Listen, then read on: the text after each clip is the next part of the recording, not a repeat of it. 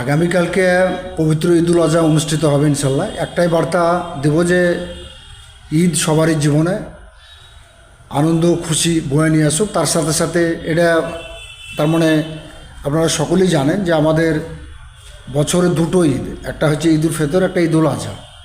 সেই ঈদুল আজহা বলতে গেলে আমরা যে পবিত্র কুরবানি আমরা পশু করি, সেখানে একটাই কথা বলবো, একদিকে যেমন শুভেচ্ছা অভিনন্দন যা আছে, তার পাশাপাশি আমি সকলকে বলবো প্রত্যেকটা সুনাগরিককে যারা করবেন, কুরবানি করবেন, যে নির্দিষ্ট প্রথা মতো নির্দিষ্ট কুরবানি করবেন, তার পাশাপাশি সরকারি যে নির্দেশিকা আছে সে বিষয়টা অত্যন্ত যত্ন সহকারে সেটাকে মান্যতা দিয়ে কুরবানি করতে হবে। সরকারি যেভাবে তার মানে আমাদের সরকারের পক্ষ থেকে যেভাবে নির্দেশিকা বা নির্দেশ এসছে।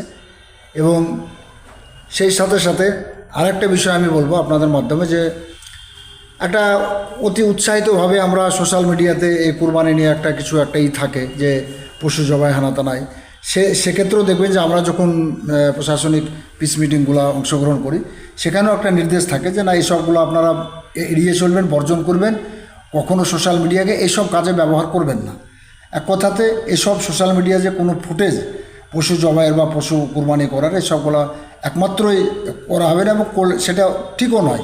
সে বিষয়টা বলবো যে কেউ যেন এই বিষয়ে না করেন। তার সাথে সাথে আপনারা জানেন যে টিনেজ, বিশেষ করে ছেলেরা যারা হয়তো বাইরে থাকে, হঠাৎ করে এসছে ঈদুল আজহা উপলক্ষে বা ঈদ উপলক্ষে, তারা একটু অতি উৎসাহিতভাবে প্রত্যেকের বাড়িতে এখন দ্বিচক্র যান, মোটর বাইক বিশেষ করে একটু অতি উৎসাহিতভাবে ছোটাছুটি নিজের যেতে হবে। সেক্ষেত্রেও আমরা নিজে যতটা আনন্দ উপভোগ করব মনে করে ওইসব করি, কিন্তু কোথাও কোথাও একটা ব্যতিক্রমী ঘটনা ঘটে যে একটা নিরানন্দ বা একটা দুর্ঘটনা বা একটা সেটা যেন না ঘটুক, সেটাই চাইব।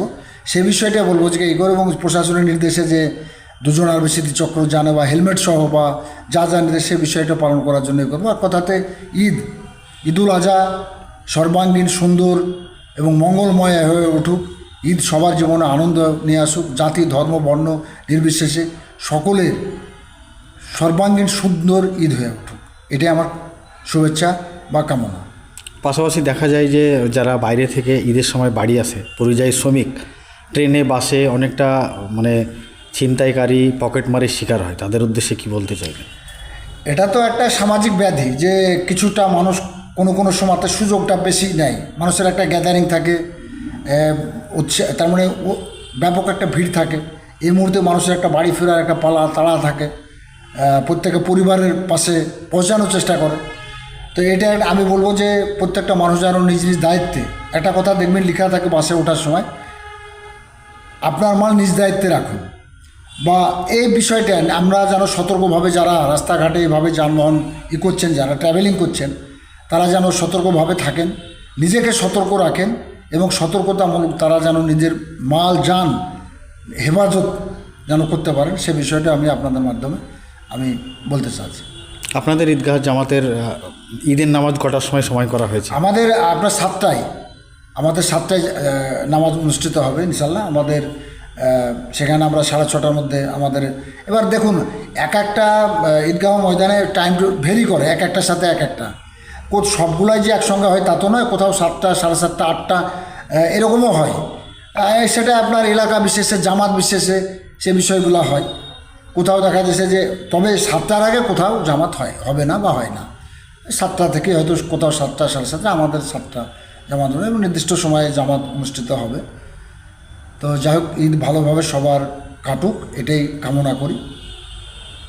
ভালো থাকবেন।